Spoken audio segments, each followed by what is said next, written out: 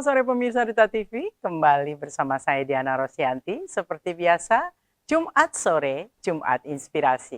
Tentunya saya akan membawa Anda mengajak untuk berjumpa dengan dia yang perjalanan hidupnya, apa yang dilakukannya, mudah-mudahan menginspirasi kita.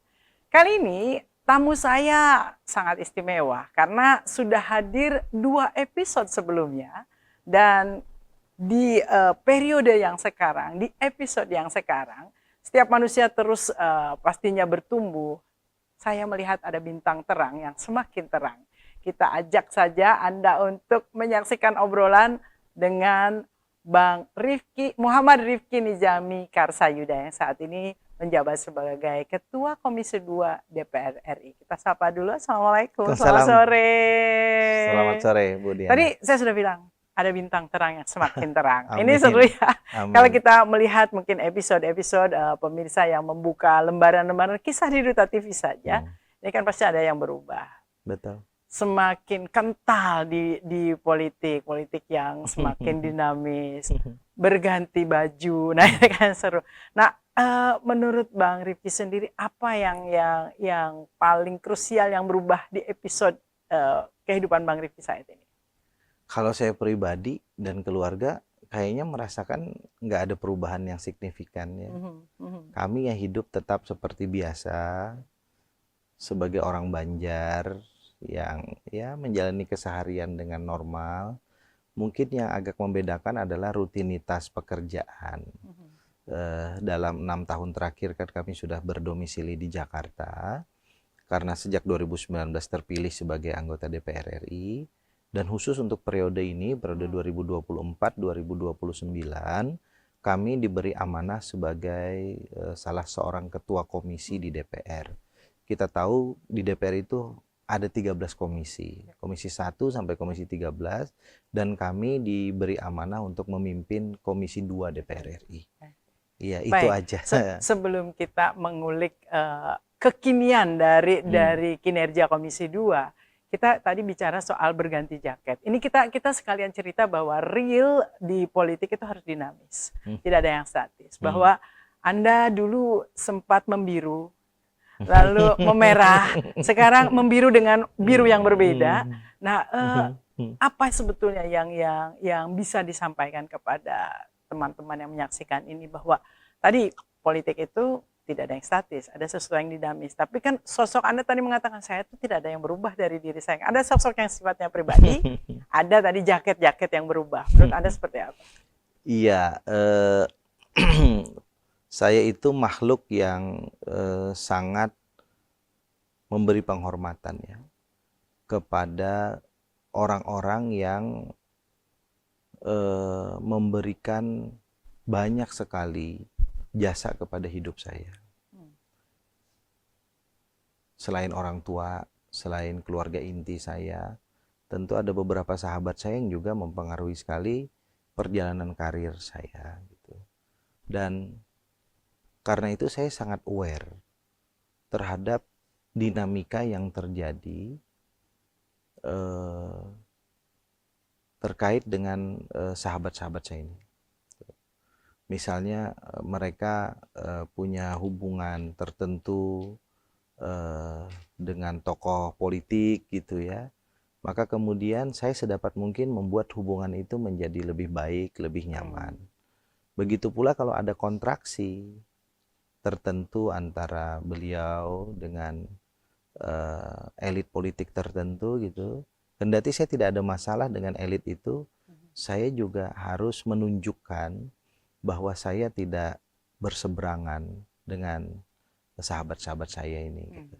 Nah, itulah kira-kira alasan kenapa saya, kalau orang bilang terlalu mudah berganti baju partai politik, tetapi di atas segala itu saya sebetulnya punya satu pakem, yaitu kesetiakawanan dan loyalitas dalam persahabatan. Baik, itu kan berarti cara dan jalan ya. Di positioning sekarang sebetulnya ketika cara, jalan, dan kerja. Nah, ketika posisi kerjanya kan Anda menjadi totalitas di kerja. Nah, menurut Anda ada pengaruhnya nggak sih sebetulnya perubahan-perubahan jaket ini dengan positioning kerja tadi, pengabdian tadi yang di akhirnya?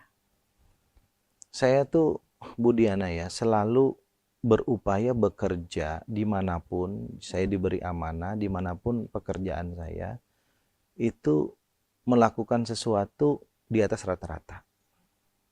Saya dulu pertama kali kerja tamat kuliah jadi honorer di Bank Pembangunan Daerah, Kalsel.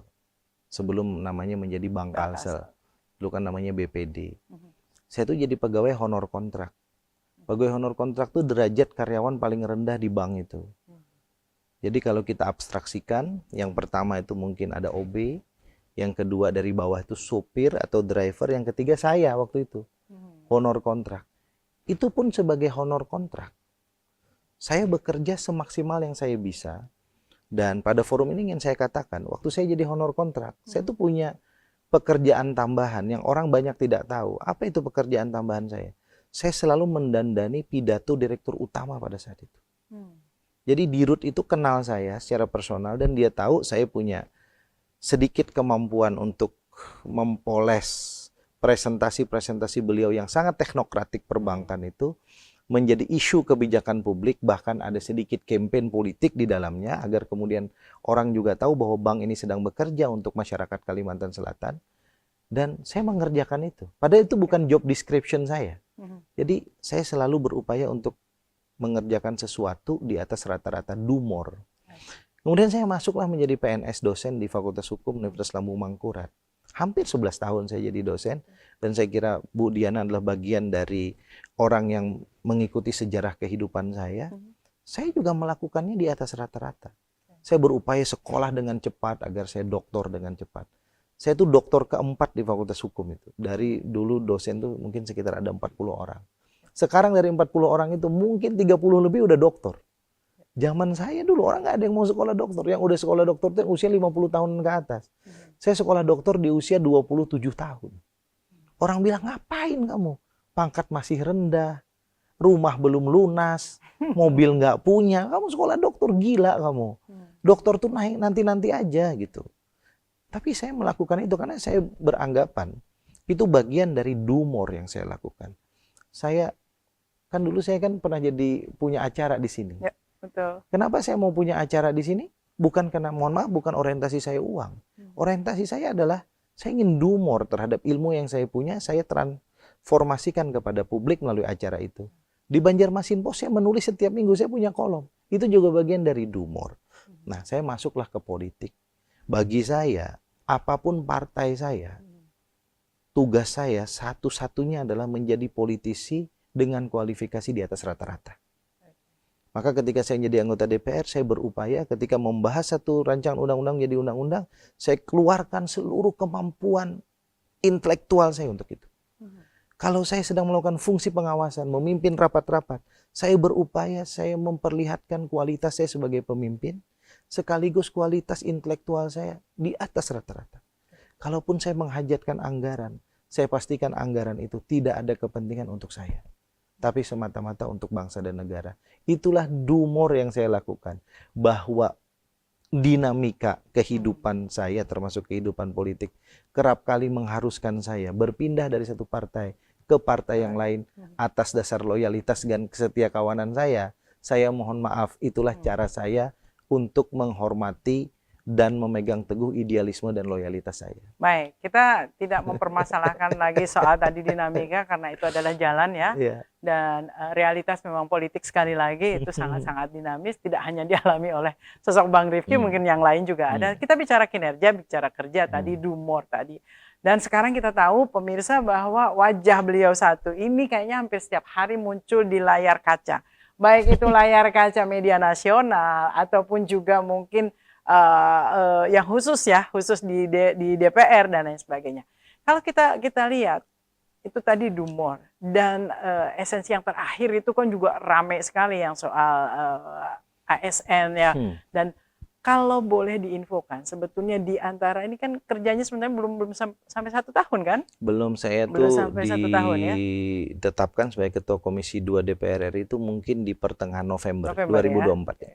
Baik, dari itu kalau boleh dibukukan atau boleh diinfokan, hal-hal penting apa yang memang sangat krusial dan itu penting sekali untuk dipublikasikan dan akhirnya itu sudah dilakukan? Ya, saya masuk di pertengahan November, itu menjelang tanggal 27 November 2024, hari di mana pelaksanaan pemilihan gubernur, bupati, wali kota serentak di seluruh Indonesia. Saya menggelar rapat dengan Menteri Dalam Negeri dan seluruh penyelenggara pemilu, karena itu adalah kewenangan kami Komisi 2 DPR RI bidang kepemiluan. Saya mendapat laporan ada 18 kabupaten kota di Indonesia yang duitnya habis. Jadi mereka sudah mendapatkan hibah APBD masing-masing, tetapi kemudian mereka tidak mengoperasionalisasi dengan baik. Sebelum hari pemilihan uangnya habis. Manajerial kacau begitu ya? Iya, lalu kami harus cepat mengambil keputusan. Waktu itu saya mengambil keputusan APBN harus kemudian melakukan perbantuan. Jadi dalam waktu 1 hari itu saya ambil keputusan cepat bersama Mendagri, koordinasi dengan para menteri. Kita keluarkan uang APBN, ya tidak banyak, mungkin sekitar 30-40 miliar untuk 18 kabupaten kota. Jadi ada kesalahan pada level Pemda, pada level penyelenggara pemilu di daerah, antar bupati wali kotanya dengan penyelenggara pemilunya, merancang yang nggak bagus, habis, dan itu hampir dikorbankan proses demokrasi lokal yang harusnya bisa berjalan dengan baik serentak. Itu isu pertama, saya masuk. Masuk yang kedua, penyelenggaraan pilkada. Pilkada terselenggara, kemudian terjadi banyak sekali gugatan ke Mahkamah Konstitusi. Ada hampir 340 provinsi kabupaten kota yang mengajukan permohonan perselisihan hasil pilkada ke Mahkamah Konstitusi. Yang itu juga kemudian membuat energi para penyelenggara pemilu mitra kerja kami terkuras untuk memastikan itu. Dan setelah selesai itu muncul lagi isu yang lain terkait dengan pelantikan kepala daerah. Saya mengambil alih isu itu, saya panggil Menteri Dalam Negeri, penyelenggara pemilu, saya ingin pastikan bahwa pelantikan kepala daerah tidak harus menunggu seluruh putusan Mahkamah Konstitusi itu berkekuatan hukum tetap. Karena kita bisa bayangkan kalau kita menunggu MK, waktu itu exercisement kami pelantikan baru bisa dilaksanakan bulan Mei tahun 2025. Maka terjadi kekosongan kekuasaan definitif. Ya, sejak mereka terpilih sampai dengan kemudian mereka dilantik, terutama terhadap para bupati wali kota yang di kabupaten kotanya itu diisi oleh para penjabat. Jadi kalau yang masih definitif, misalnya kayak Kota Banjarmasin kan waktu itu definitif masih Pak Ibnu Sina, itu kurang menjadi isu bagi kami. Tapi yang PJ, ya, maka PJ-nya kan sebetulnya habisnya tuh sekitar bulan Desember atau Januari. Kita harus perpanjang lagi masa PJ-nya, dan itu menurut kami tidak fair. Kenapa tidak fair? Satu, para gubernur, bupati, wali kota ini sudah terpilih dan mereka mestinya bisa menjalankan APBD 2025 itu sesuai dengan visi misi mereka. Nah, sementara kalau dan dilantik mereka sudah siap sebetulnya ya. Iya, kalau dilantik bulan Mei maka 5 bulan yang jalanin orang lain. Mereka ditagih oleh rakyatnya, Anda udah kepilih kok nggak bisa gitu. Sementara mereka nggak bersengketa di MK, harus menunggu yang bersengketa. Nah, karena itu kami ambil kebijakan waktu itu yang tidak sengketa kita percepat pelantikan. Awalnya kita mau lantik tanggal 6 Februari, tapi begitu di tengah jalan MK merubah sikap. Yang dismissal proses yang tidak memenuhi ketentuan formil, mereka percepat, maka kemudian ambil bisa jalan tengah bergabung, tanggal 20. Saya juga yang kemudian mengendorse agar ketentuan pasal 164B Undang-Undang Nomor 10 Tahun 2016, di mana Presiden sebagai kepala pemerintahan dapat melantik bupati, wakil bupati, wali kota, dan wakil wali kota secara serentak, itu kita gunakan. Maka dari itu kami membuat sejarah pertama di Republik ini, di mana Presiden melantik secara serentak seluruh kepala daerah di istana. Dan saya tuh, Bu Diana, sangat senang sekali, alhamdulillah, menjadi saksi sejarah pelantikan mereka. Dan Presiden tuh menyalami satu persatu gubernur, bupati, wali kota bersama pasangannya. Dan jadi itu kebanggaan tersendiri ya? Ya, kita salaman 3.000 orang hari itu. Karena ada 980 orang plus pasangannya satu-satu. Berarti 980 kali 3 gitu. Itu 3 hal ya. Belum selesai itu lagi, kemudian Mahkamah Konstitusi memutuskan pembatalan norma terkait dengan presidensial threshold dinolkan.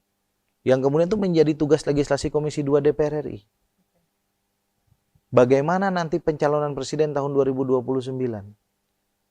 Seluruh partai politik dan atau gabungan partai politik peserta pemilu dapat mencalonkan calon presiden dan atau pasangan presiden dan wakil presiden.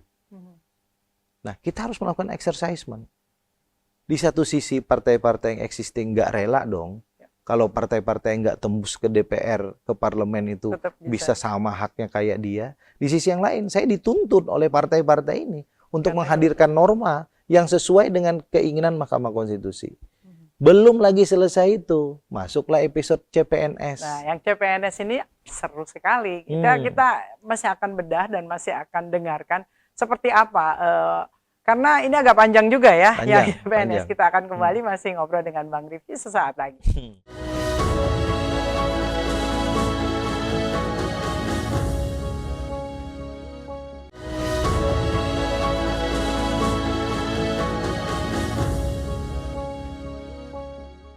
Pemirsa, banyak episode, banyak keseruan ketika ini baru hitungan belum setahun ya, belum setahun. Tadi kita baru bicara 3 dan tadi kita sudah menyentuh bahwa yang terakhir ini yang ramai adalah soal penetapan CPNS, tenaga honorer dan kontrak juga di dalamnya. Tapi sebelumnya kita dengar juga ada pagar laut ya, yang keseruan pagar laut. Ada 2, ada pagar laut 1, yang kedua itu IKN. IKN tuh Menteri PU sampai bilang udah nggak ada duitnya. IKN tuh di bawah kami, di otorita IKN tuh di bawah Komisi 2 DPR RI. Ya, alhamdulillah terakhir bukannya nggak ada, malah ditambahin sama Presiden. Jadi tetap jalan di sana ya? Jalan IKN, jalan IKN. Yang pagar laut gimana sebelum kita ke yang CPNS itu? Ya, pagar laut ini kan domainnya stakeholdersnya Kementerian ATR BPN. Mereka mitra kerja kami, Komisi 2. Kami punya peran untuk melakukan pengawasan terhadap mereka ya. Kita tahu isu pagar laut ini kan muncul karena adanya sertifikat hak guna bangunan dan sertifikat hak guna usaha di laut. Nah, yang terekspos itu kan ada 3 lokasi. Yang paling banyak diberitakan tuh di Tangerang, Banten, di sekitar PIK. Yang kedua di Bekasi, Jawa Barat. Yang ketiga itu di Sidoarjo, Jawa Timur. Setelah kami lakukan penelusuran, ada 34 titik di Republik Indonesia ini yang melakukan itu, yang serupa gitu. Kenapa kok bisa begitu? Berdasarkan pengawasan yang dilakukan oleh Komisi 2 DPR RI, kesalahannya itu ada pada hulu, ada pada hulunya, ada pada awal prosesnya. Jadi satu alas hak sempurna atas tanah itu berupa sertifikat. Itu kan baru bisa keluar setelah dokumen-dokumen persyaratan sertifikat itu keluar. Salah satu dokumen yang paling penting itu adalah surat keterangan tanah. Kalau di Jawa itu ada disebut girik. Ya, di sini tuh apa namanya istilahnya? Itu apa namanya? Ya, bukan lagi segel. Ya, segel gitu. Yang dikeluarkan oleh kepala desa atau lurah lah di sana kan. Nah, kerap kali lurah dan kepala desa ini kan karena tidak ada pengawasan yang ketat ya, mereka mengeluarkannya dengan mudah. Nah, harusnya pihak BPN dalam hal ini adalah kantor pertanahan kabupaten kota setempat itu kan melakukan verifikasi terhadap segel itu, terhadap girik itu. Benar nggak sih Pak Kades mengeluarkan ini? Yang diverifikasi kan 2 hal. Satu, secara fisik. Tanahnya ada nggak? Ya. Yang kedua, kalaupun tanahnya ada, benar nggak? Misalnya atas nama Bu Diana, benar nggak sih ini memang Bu Diana, jangan-jangan punyanya Rifki gitu. Itu kan diverifikasi. Yang kedua, secara hukum. Harus dicek. Secara hukum itu salah satunya soal tata ruang kan. Iya. Nah, sehingga kemudian pasti ada kong-kali-kong. Antara level kepala desa dengan level kantor pertanahan pada level kabupaten gitu. Nah, Kementerian ATR BPN itu sudah melakukan pembatalan dari 260-an sertifikat di Tangerang itu. Pada saat kami panggil pertama dia udah batalin 50 lebih. Kenapa? Karena emang semuanya janggal. Semuanya bermasalah atas dasar data fisiknya bermasalah, tidak ada tanahnya. Dari sisi yuridisnya juga tata ruangnya emang nggak boleh gitu. Nah, sekarang mereka proses pidana itu. Dan itu kita kuak di Komisi 2 DPR RI. Sebelumnya Komisi 4 memanggil Menteri Kelautan dan Perikanan, KKP. Tetapi kan itu tidak terlalu substantif terkait dengan Dengan lahannya itu ya. dasar izin mereka. Oke. Bu Diana, kenapa kok orang ingin mensertifikasi laut? Itu kan pertanyaan penting. Jawabannya ada beberapa. Satu, kalau mereka ingin mendapatkan luasan di lahan atau daratan yang existing dengan lokasi yang premium, itu udah susah. Baik karena harganya yang tinggi, baik karena kompleksitas menanganinya secara sosiologis, dia kan harus berhubungan dengan banyak orang, pembebasan lahan, dan seterusnya dan seterusnya. Yang mereka pilih apa? Mengeruk laut, mereklamasi. mereklamasi. Nah, syarat untuk mereklamasi apa? Harus ada SHGB. Gitu. Jadi ini kelanjutannya nanti kalau udah ada SHGB, baru proses izin reklamasinya sambil jalan sambil keluar. Begitu ini keluar, udah dikeruklah dia. Gitu. Nah, jadi ini memang motivasinya adalah motivasi membangun area kawasan baru. Di situ. Saya secara pribadi tidak anti dengan investasi. Tetapi bagi saya prosesnya itu janganlah kemudian kita buat dengan cara yang tidak baik gitu. Ada di tempat lain yang oke, yang bagus, yang baik, yang governance-nya tertata, kita nggak ada masalah. Itu isu pagar laut, Bu Diana. Itu juga kami tangani di Komisi 2 DPR. Dan yang terakhir adalah yang soal penetapan CPNS yang mundur maju itu selalu seperti apa itu? Iya, jadi begini. Pada masa Presiden Joko Widodo, transisi ke Presiden Prabowo, itu Kementerian PAN dan Reformasi Birokrasi itu sudah membuat tahapan penerimaan calon ASN tahun 2024 yang terdiri dari seleksi CPNS dan seleksi calon P3K, ya, pegawai pemerintah dengan perjanjian kerja. Udah dibikin, termasuk timeline tentang jadwal pengangkatan mereka. Yang ditulis di situ April 2025. Seluruh timeline sudah dijalankan, mereka seleksi sudah, pengumuman sudah, tinggal nunggu SK. April 2025. Sebagian dari mereka, terutama yang CPNS ini kan berarti mereka bukan honorer ya rata-rata ya. Fresh graduate lah, atau mereka udah kerja tempat lain, bahkan sudah keluar ya gitu ya.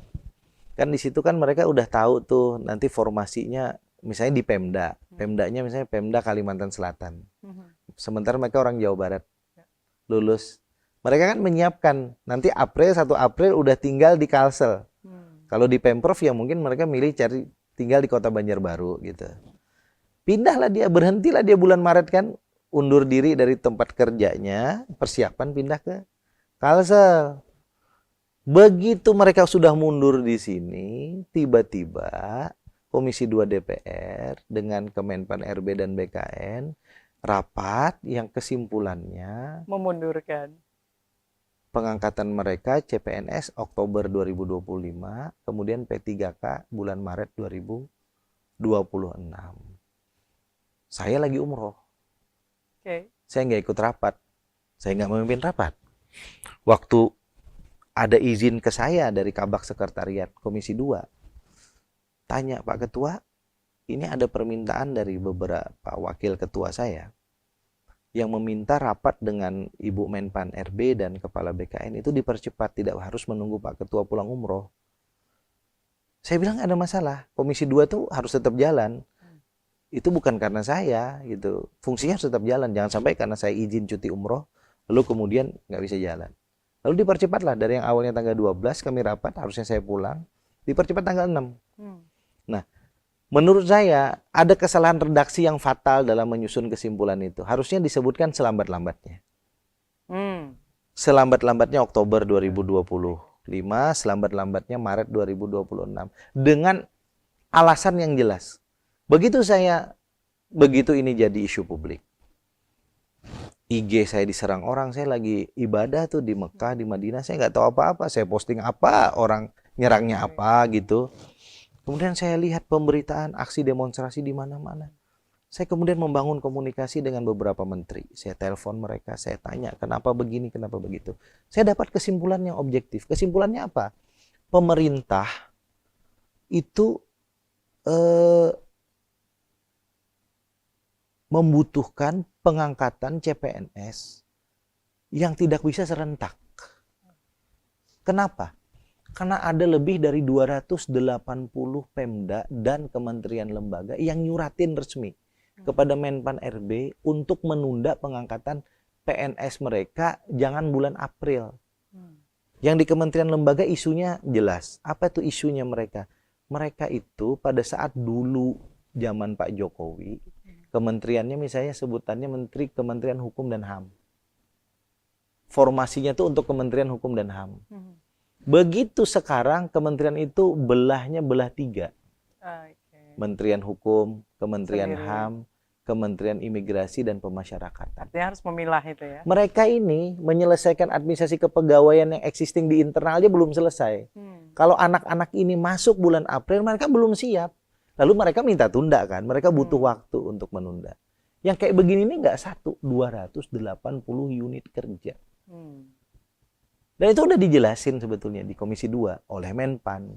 Tetapi nggak disebutin di kesimpulan karena mereka ini kan nggak ngikutin rapatnya. Males kan ngikutin rapat yang 3 jam, 4 jam itu. Jadi cuma ujungnya aja bahwa diundur sampai kesimpulan. Nah, begitu saya tangkap ini, oh, ini penjelasannya kurang holistik, kurang komprehensif. Begitu pula yang P3K. Kenapa P3K itu harusnya selambat-lambatnya Maret 2026? Karena kita kan ingin memigrasikan seluruh honorer di Indonesia ini sekarang menjadi P3K. Ya. Dan setelah ini nggak ada lagi istilah honorer, nggak ada lagi kita ngangkat honorer jadi ASN. Yang namanya P3K, nggak ada. Nah, kita itu udah kasih formasi 1,7 juta di akhir tahun 2024. Lalu kita sebarkanlah ke kementerian lembaga dan Pemda di seluruh Indonesia. Bikinlah seleksi P3K sebelum Desember 2024. Karena batas akhir penyelesaian honorer itu Desember 2024. Kita baru bisa memigrasikan 1,4 juta orang. 1,3 juta orang. Masih ada sisa Budiana 400.000 orang. Kenapa mereka tidak disetorkan namanya oleh Pemda, oleh kementerian lembaga? Satu, kalau Pemda nyetorin nama mereka, maka nanti uang APBD-nya itu akan tergerus untuk bayar mereka. Karena dari honorer menjadi P3K itu salah satu konsekuensi kenaikan penghasilan. Selain kepastian status. Dan itu signifikan membuat uang APBD Pemda itu tergerus. Nah, ada ketentuan undang-undang terkait dengan hubungan keuangan pusat dan daerah. Itu yang menormakan gaji pegawai itu hanya boleh maksimal 30%. Nah, kalau mereka diambil langsung, itu nanti lewat dari 30%. Dan itu ada hukumannya. Apa hukumannya? Menteri Keuangan mengurangi dari DAU, dana transfer pusat ke daerah.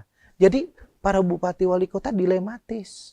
Jadi bukan mereka nggak mau menjadikan P3K. Jadi strategi itu berarti ya. Strategi. Di sisi yang lain, kita mau nutup pintunya. Jadi, dilema-dilema inilah yang kemudian membuat pemerintah itu harus bikinnya bertahap. Oke, 2025 kita angkat dulu misalnya ada 2.000, 1.000 dulu deh di Pemda ini. Sambil nunggu yang pensiun. Pensiun kan pasti ada tiap tahun. Nanti sisanya tahun depan agar tidak numpuk tahun ini. Tapi penjelasan ini tidak disampaikan dengan baik. Sehingga kemudian wajar orang mikir ini periuk nasiku hilang. Apalagi yang sudah tadi melakukan banyak persiapan. Itu. Alhamdulillah berkat kita mau koordinasi dengan baik. Pak Presiden juga mengambil langsung kendali ini. Akhirnya kembali kepada yang awal. Yang sudah siap akan segera di-SK-kan. Dan selambat-lambatnya CPNS Juni 2025.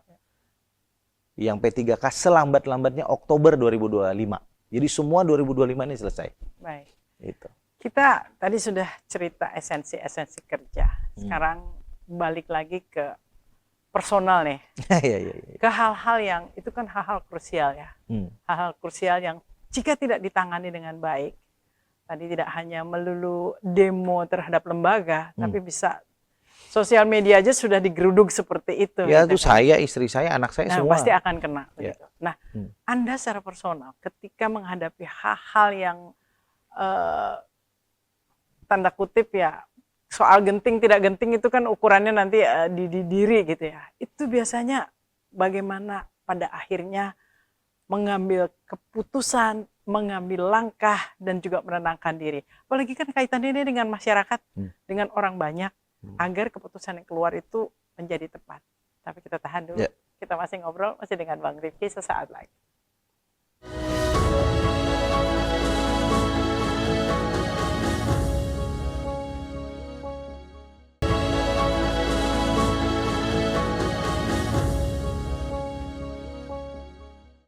Pemirsa, di era digital saat ini, mengenal sosok dari dunia maya itu bisa dilihat juga dari jejak digitalnya.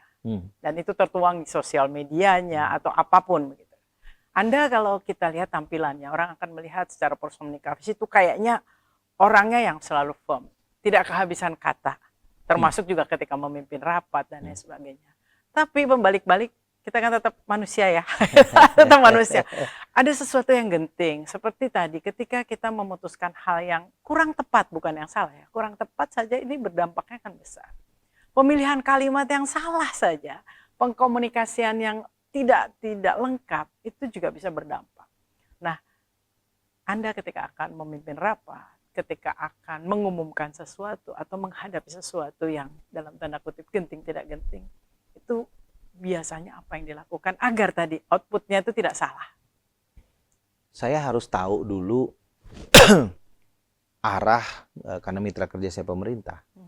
Saya harus tahu dulu sebetulnya pemerintah maunya apa.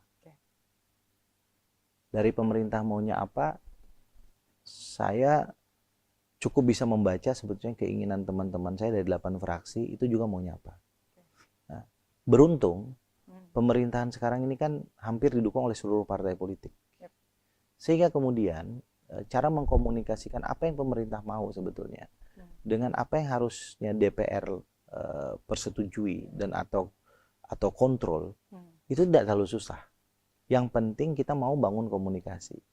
Nah, saya menggunakan komunikasi yang apa adanya dengan teman-teman saya, baik pimpinan maupun anggota Komisi 2 DPR. Jadi misalnya kalau pemerintah tadi, pemerintah tuh nggak mungkin bisa sesuai dengan jadwal yang sudah ditentuin CPNS. Karena masalahnya begini. Kasih tahu aja sama teman-teman.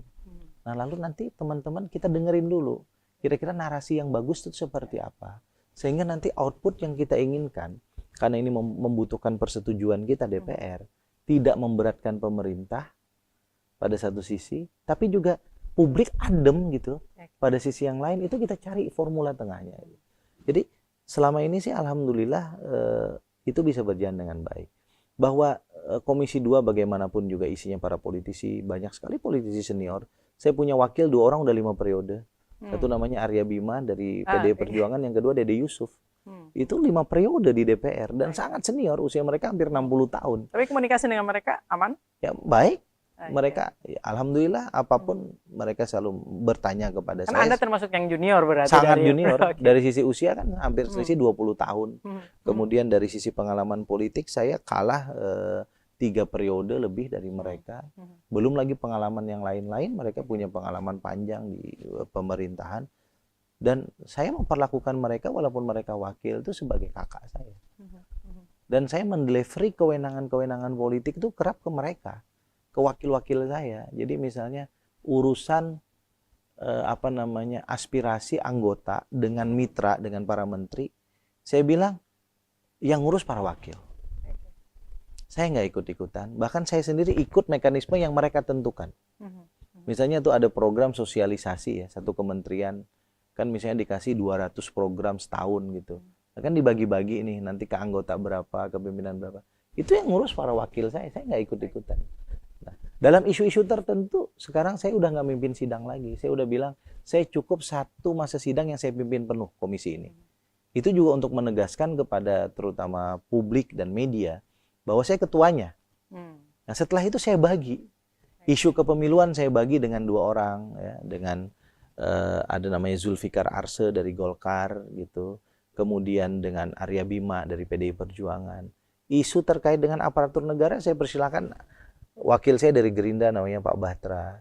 Isu terkait dengan pertanahan dan pengaduan masyarakat, banyak saya serahkan kepada Kang Deddy Yusuf gitu, agar kemudian mereka juga memiliki panggung, karena mereka tuh orang politik yang juga butuh panggung, butuh statementnya, menjadi bagian dari kerja-kerja politiknya. Baik. Gitu. Tapi kan keputusan atau apapun tuh nanti sifatnya kan kolegial. Kolektif Ketika kolegial. mereka itu ya backgroundnya beda-beda, cara berpikirnya beda-beda, komunikasi informal apa yang dilakukan kepada tim Komisi 2 agar setidak-tidaknya kalau mereka memimpin di tadi pembagian tugas itu paling tidak mirip-mirip lah outputnya. Ya tadi, yang pertama kita harus tahu pemerintah itu maunya apa. Okay. Dari situ datanya. Pemerintah maunya apa, lalu kita cerna. Kalau emang nggak ada masalah, kita jalan apa adanya. Tapi kalau misalnya ada perbedaan pandangan dan pikiran, kadang-kala saya hold dulu rapat di DPR, saya ajak dulu kita ketemu. Karena jangan sampai nanti seolah-olah DPR itu menghalang-halangi keinginan pemerintah. Pemerintah menganggap, apalagi kan partai-partai koalisi nih. Ya, nggak mungkin jadi kita menghalang-halangi, nanti tiba-tiba kita semua dipanggil ketum kita masing-masing kan nggak bagus. Tapi di sisi lain pemerintah juga harus tahu, DPR sebagai perwakilan rakyat, pemerintah juga harus dengar secara objektif kira-kira kalau kebijakan itu kurang bagus kan kita juga kasih masukan. Artinya kritik itu tetap dibuka gitu ruangnya. Saya kasih buka, tapi jujur Komisi 2 tidak saya minta menjadi komisi yang garang, tapi komisi yang berwibawa. Komisi yang berwibawa itu alat ukurnya apa? Kalau Anda ngomong, Anda bukan hanya bisa mengkritik, tapi Anda memberikan insight sekaligus solusi. Gitu. Kalau mengkritik itu nggak perlu sekolah. Jadi jangan cuma keras gitu ya, tanpa solusi. Kalau bahasa Banjar itu kritik itu bahasa Pahuluannya namanya mawada. Kalau mawada orang itu kan usah sekolah. Kita bisa menyambati orang kada bungas, orang kada rapi, masuk wilayah nyinyir gitu ya kalau zaman-zaman kekinian ya. Itu nggak perlu sekolah. Nah, DPR tuh nggak boleh pada level itu. DPR itu mengkritik sekaligus memberi insight sekaligus solusi. Itu level DPR, dan ini DPR RI. Mohon maaf, kumpulan orang-orang yang sudah diolah di kampungnya masing-masing. Kalau saya bilang, kita ini bintang, kita ini bintang di kampung kita masing-masing. Nggak ada lagi karir politik lebih tinggi dari ini. Orang habis jadi gubernur jadi DPR RI kok. Iya kan? Nggak ada lagi. Jadi tunjukkanlah bahwa kita itu berkelas, bahwa kita itu memang layak mewakili rakyat Indonesia. Baik, ini menarik. Saya ingin flashback ke obrolan kita pada episode pertama. Bicara bintang, bicara kita balik lagi ke pahuluan kita ya.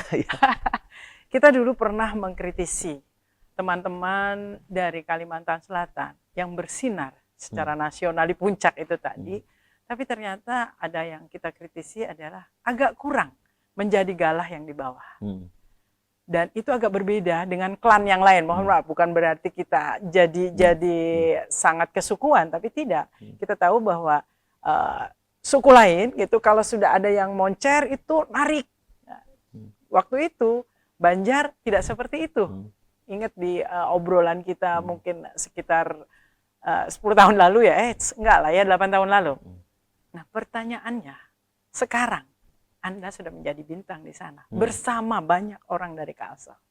Bagaimana membuat mereka yang berpotensi, kita katakan mereka berpotensi bukan hanya yang cuma diajak saja, berpotensi di Kalsel itu juga ikut bersinar di tempatnya masing-masing dengan kapasitasnya masing-masing. Apakah itu diupayakan? Saya jujur Bu Diana ya, setelah saya menjadi ketua Komisi 2 ini, mungkin ada hambatan psikologi teman-teman Kalsel dengan saya. Itu saya merasa tuh sangat jarang orang Kalsel hubungin saya. Dan saya juga kalau boleh dikoreksi, saya sendiri juga mungkin karena terlalu sibuk, juga sulit untuk kemudian manggil, ngajak, ketemu dan seterusnya gitu. Saya tuh sebenarnya berharap ada orang-orang yang berani menawarkan diri ya, datang ke saya gitu. Ya, misalnya teman-teman lama saya di Unlam lah. Udah pada profesor ya, datang. Coba kita diskusi maunya kemana. Saya tuh membawahi Kementerian Pan-RB dan BKN loh. Yang ya kasarnya tukang tentukan diaspora eselon 1 di Republik ini. Ya kan? Waktu pas masa transisi kementerian lembaga yang kemarin banyak sekali eselon 1-nya kosong, saya tuh nunggu-nunggu. Nggak ada gitu yang kemudian berani menawarkan diri. Ada 1-2 teman kita yang kemudian sekarang berhasil ya, menjadi dirjen dan seterusnya gitu. Tapi secara umum memang kemampuan kita untuk ekspansif itu rendah menurut saya. Jadi kalau saya sendiri, saya tuh menunggu banget gitu. Artinya pintu sebetulnya terbuka. Saya nunggu banget gitu. Saya tuh pengen bawa teman saya misalnya jadi apa gitu. Tapi syaratnya, satu kompeten, yang kedua Ya, gitu. jangan cuma mau di kampung aja. Ya harus berani lah, Republik Indonesia ini kita jelajahi, ya kan? Dan harus siap gitu. Dan bukan hanya dirinya yang siap, keluarganya juga harus siap. Ini kadang-kala misalnya si suami siap, istrinya ngeluh, bapaknya kerja di Jakarta, bapaknya kerja di sini gitu. Nah, hambatan-hambatan kultural itu menurut saya harus kita retas dan kita harus berani sekarang. Dan yang ketiga, kadang-kadang kita tuh pragmatis, yang dipikir tuh selalu fasilitas. Misalnya di sini gaji 10 juta, di sana gaji 30 juta, tapi katanya kalau saya 30 juta, nyewa apartemen sekian. Nanti ongkos pulang pergi sekian. Jadi merinci dulu. Menurut saya kalau begitu kita nggak siap. Jadi kritik saya 8 tahun yang lalu sebenarnya udah ada perbaikan sekarang. Buktinya diaspora orang-orang kita ke pusat sekarang udah lumayan. Bagus. Nah, tinggal sekarang saya pengen tuh kita yang semangat gitu. Kita yang greget gitu. Kemudian ini disaksikan ya bahwa ya kalau nanti kita potong, kita taruh di IG lah. Ini menjadi penting karena bukan soal masalah kesukuan, tetapi kadang-kadang memang teman bantu teman dalam arti tadi kompetensi ada dia secara kemampuannya ada. Loh, misalnya ada beberapa menteri yang teman saya ya, dia mencari eselon 1. Tapi saya tuh tahu kualifikasinya, misal ya. Kualifikasinya misalnya dia harus memiliki kemampuan bahasa Inggris yang aktif. Kemudian kemampuan misalnya menyusun satu kebijakan yang apa namanya, yang pada level nasional dan internasional itu punya portofolio gitu. Jujur, saya itu sempat mencari-cari dan memang untuk level Kalsel kadang-kala kita kesulitan mencari yang begitu. Nah, karena itu terutama kepada adik-adik yang muda daripada saya lah. Mungkin yang usianya sekarang 30-an ya. Itu harus memposisikan diri walaupun kita tinggal di Banua ini. Tapi posisikan diri bahwa persaingan kita bukan pada level Banua ini. Level kita itu nasional dan internasional. Maka dari itu lengkapi dulu kompetensi kita. Walaupun kita tinggal di lokal, nggak ada masalah. Suatu hari, kalaupun nanti kita dibutuhkan, dikasih panggung, kita tuh nggak gagap. Karena kita udah lama mempersiapkan ini. Gitu. Dan kalau saya boleh flashback ke kehidupan saya sejak jadi dosen di Fakultas Hukum Unlam. Itulah yang tadi diceritain ya, Dumur itu. Saya selalu memposisikan diri saya itu bersaing bukan dengan teman-teman saya di lokal. Saya selalu dulu, maaf ini kalau saya harus menyebut nama, saya menjadikan misalnya tokoh-tokoh levelnya Saldi Isra, Refli Harun, Zainal Arifin Mukhtar. Itulah kompetitor saya. Walaupun mereka mungkin di atas saya dari sisi usia, kemampuan, tapi saya berupaya mendekati mereka. Saya sekolah, saya mengolah kemampuan public speaking dengan baik, mengolah kepercayaan diri dengan baik. Jadi bikin benchmark yang tinggi itu penting ya? Iya. Baik. Ya. Walaupun ada implikasinya apa? Di kampung saya dibilang orang sok-sokan. Kalajuan. Yes. Karena saya punya kalimat itu menjadi terngiang-ngiang. Karena saya punya apa yang namanya? Saya punya standar itu bukan di sini. Gitu. Nah, itu yang kadang kala secara culture ada shock culture di antara teman-teman. Mereka kan nggak tahu target kita apa. Gitu. Saya tuh nggak pernah dulu bermimpi mau jadi pejabat apapun di kampus, nggak pernah. Yang saya impikan memang saya menjadi bagian dari tokoh intelektual nasional. Gitu. Nah, sudahkah sekarang impian itu? Ya sekarang saya bukan intelektual, saya sekarang politisi. Dan apapun itu saya mengapresiasi diri saya, Bu Diana. Saya alhamdulillah saya jadi ketua komisi termuda sekarang di DPR. Gitu. Saya dengan segala kekurangan yang saya miliki, ya sekarang satu-satunya orang Kalsel saya jadi ketua komisi. Baik. Gitu. Dan dengan segala kekurangan yang kita miliki juga, insya Allah kita nggak jelek-jelek amat lah. Itu justru karena tadi kalimat di awal ketika saya menyapa itu adalah masalah bintang terang, bintang yang bersinar. Anda sekarang ini kan sudah di level nasional, kelilingnya ya udah nggak cuma di Kalsel kan, keliling seluruh Indonesia, helikopter view-nya udah tambah jauh. Ketika Anda sekarang meng-capture Kalsel saat ini, tadi kan sudah dijelaskan bahwa kalau ke SDM ya kalau mau maju ya memang kompetisinya tuh harus tidak cuma di lokal gitu lah, untuk nguatin kompetensinya.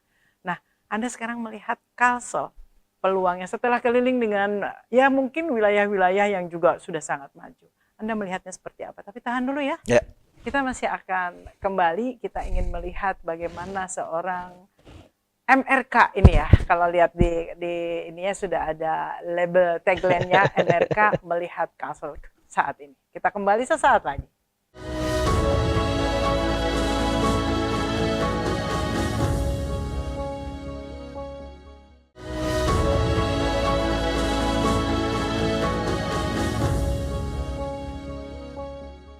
Pemirsa, kita lengkapi obrolan kita di episode ini karena saya yakin mungkin kita akan ketemu di episode berikutnya, entah Amin. dengan positioning yang bagaimana lagi. Kita ingin bicara soal Kalsel, Kalsel saat ini dilihat, dan tentunya kita juga ingin bahwa masyarakatnya, positioning daerahnya itu bisa bersaing dengan, apalagi kita dekat IKN. Kalau nanti pada suatu saat memang IKN akhirnya betul-betul pindah ke sana, sama ibu kota negara kita ke sana, ya kita harusnya memang betul-betul sudah bisa menjadi wilayah penyangga yang membanggakan. Bang Rifki melihatnya bagaimana? Ya, kita sekali lagi bersyukur seperti yang Bu Diana katakan ya, kita secara geografis diuntungkan dengan adanya IKN. Meskipun IKN sendiri harus terus kita perjuangkan dari sisi kebijakan dan anggaran, agar keputusan politik berupa lahirnya Undang-Undang IKN itu senafas dengan tujuan kita menghadirkan pusat pemerintahan dan ibu kota negara yang baru. Nah, karena itu menurut saya tahun 2024-2029, saya ini udah ngata ini sejak 5 tahun yang lalu. Ini adalah pertaruhan bagi Kalimantan Selatan untuk kita memposisikan diri sebagai sempadan IKN. Apakah kita mau jadi seperti Jawa Baratnya DKI Jakarta atau kayak Bantennya? Kan sama-sama bersempadan. Harus kita akui, Jawa Barat tuh banyak dapat benefit dari keberadaan DKI Jakarta. Ya, dapat kawasan industri, ya, dapat limpahan penduduk. Banten baru belakangan. Itu pun hanya di sekitar Tangerang Selatan dan Tangerang. Di luar sana Banten yang lain, Serang, Pandeglang, Lebak, ya, itu masih sangat jauh tertinggal. Nah, kita tuh bersaing sama Kalimantan Timur. Dan karena itu kita harus set up positioning kita dari sekarang. Saya selalu menyarankan kepada pemerintah daerah, termasuk gubernur, wakil gubernur, untuk segera kemudian menetapkan kawasan industri internasional di Kalimantan Selatan. Dan kita harus memberikan insentif yang banyak kepada calon investor. Salah satunya adalah karena kedekatan kita dengan IKN. Dan kita harus mampu meyakinkan Presiden Prabowo bahwa sebutlah Kaltim sudah mendapat IKN-nya, Kalsel dapat kawasan industrinya. Ya. DKI-nya di Jakarta, kawasan industrinya di Cikampek, di Bekasi. Kan kira-kira kan begitu gambarannya ya. Dan kita memenuhi semua syarat untuk itu. Lahan ada. Kita punya lahan. Kita juga persis menjorong ke laut kan, ke Selat Makassar. Yang itu merupakan Alki 2, alur laut kepulauan Indonesia 2. Kita punya 2 Alki. Alki 1 itu di Selat Malaka, yang sekarang sangat hidup. Orang kalau dari Eropa lewat Selat Malaka, lewat Singapura, lewat Batam, terus ke bawah Selat Sumatera, nyambungnya ke Singapura, ke Australia. Tapi dari Eropa yang lain, dari timur, dari Thailand, dari Filipina dan seterusnya, itu masuknya lewat Selat Makassar. Juga sampai ke Australia ke bawah, ke New Zealand ke bawah gitu. Nah, tapi Alki 2 ini kan kalah sama Alki 1. Dengan adanya IKN mestinya Kalsel menggarap Alki 2. Kita bikin international port di situ, kita bikin kawasan industri yang besar di situ, lahan kita masih banyak. Kita punya batu bara, sumber listrik yang nggak ada habis-habisnya. Kita punya air yang juga berlimpah, dan menurut saya periode Pak Muhyiddin dan Pak Hasnur inilah masa di mana kita harus men-set up positioning kita di mata nasional. Saya sangat mengharapkan duit tunggal ini untuk bisa melakukan itu, dan saya akan mewakafkan seluruh energi dan jaringan yang saya punya untuk membackup kepemimpinan yang ada ini. Komunikasi bagus? Bagus sekali. Okay. Saya hampir bersaing dengan beliau kan. Ya. Tapi saya mengurungkan diri. Karena itu yang akan ditanya di awal tadinya. Ya, saya mengurungkan diri. Saya bicara dengan Pak Haji Isam. Pak Haji bilang beri kesempatan ke Pak Haji Muhyiddin. Ini saya cerita true history ini, Oke. true story. Pak Haji Muhyiddin ingin mengabdikan dirinya, ingin sekali mengabdikan dirinya sebagai gubernur. Mhm. Dan kita harus beri kesempatan kepada beliau. Mhm. Itu. Dan karena Pak Haji Isam ngomong begitu, dan saya juga menghormati Pak Haji Muhyiddin sebagai senior, saya kemudian mengurungkan diri untuk mencalonkan diri sebagai gubernur. Dan dinamika politik terjadi, partai saya tidak mendukung Pak Haji Muhyiddin, partai kami mendukung Acil Oda dan adik saya Rojani.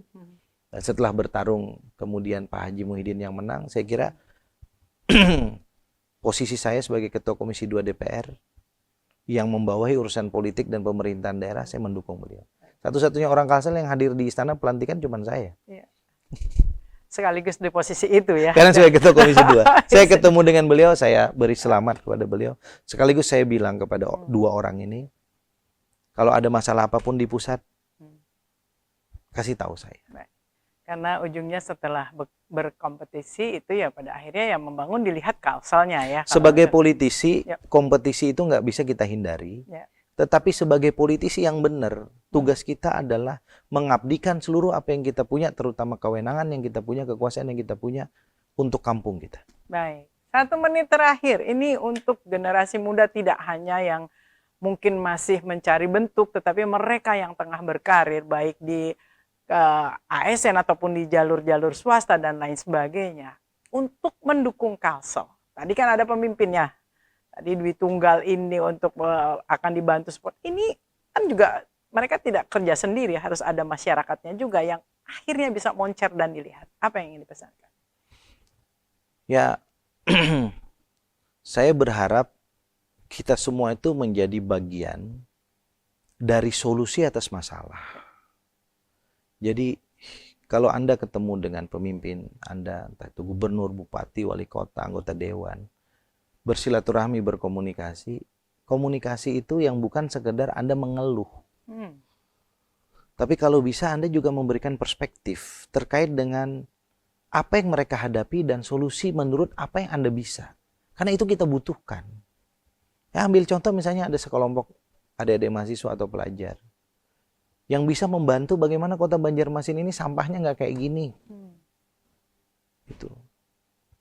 Itu penting agar kita semua itu tidak menjadi masyarakat pengeluh, tapi menjadi masyarakat yang bisa memberi kritik sekaligus solusi. Kalau itu yang dilakukan, maka sinergi antara pemerintah dengan seluruh stakeholders terutama masyarakat akan baik. Dan yang paling penting, mental kita sehat. Ya, mental sehat itu menjadi penting ya. Karena kalau mental sehat, kita memandang sesuatu itu bukan hanya jeleknya orang, tetapi kita bisa membantu masalah orang itu untuk kemudian kita carikan solusi. Dan tidak harus semua berpikir pragmatis.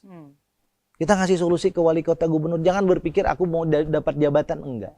Saya dulu tuh nulis tiap minggu di Banjarmasin Post. Saya nggak pernah berpikir bahwa apa yang saya tulis, solusi yang saya berikan, itu suatu hari saya jadi pejabat, nggak pernah, Bu Diana.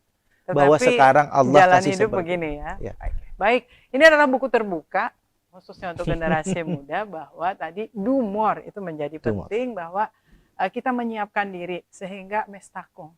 Ya. Ketika semesta mendukung, memberi panggung, kita sudah siap. Insya Allah. Terima kasih untuk obrolan kali ini. Terima kasih banyak. MRK. Semoga semakin bersinar dan pastinya levelnya kita berharap bahwa kontribusinya untuk Indonesia termasuk pasti terbawa Kalselnya, karena nggak bisa dihilangin. Karena kita lihat juga di media-media yang mempublikasi beliau, apapun jenisnya, pasti selalu membawa nama Kalsel. Kisah Pahuluan selalu keluar ya.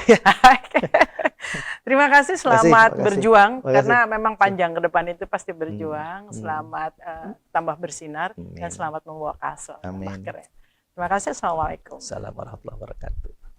Pemirsa, lakukan yang terbaik. Sekali lagi, kritik tidak hanya mengkritisi hanya untuk nyinyir, tetapi berikan sebuah solusi.